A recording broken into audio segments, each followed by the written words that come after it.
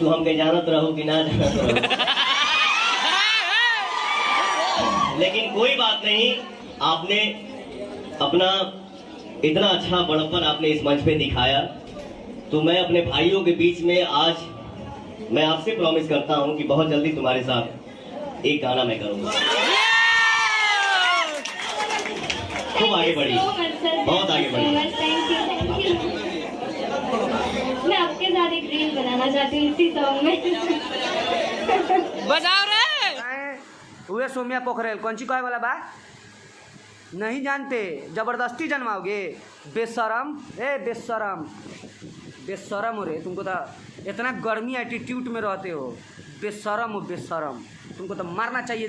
वही लोग भगा के 2-4 लाख मीडिया वाला के सामने कहते भाग, कहाँ आ गई रे पता रही। ऐसे उसको इतना मानते थे पवन सिंह को हम, लेकिन जहिया से सोम्या पोखरेल को बुला लिया ना, उस दिन से वो मेरा सबसे बड़ा दुश्मन है पवन सिंह।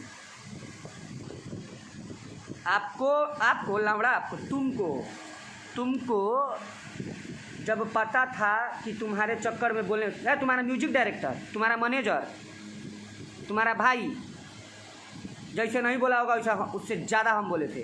वो तो हमने के पागल बुझल इसका।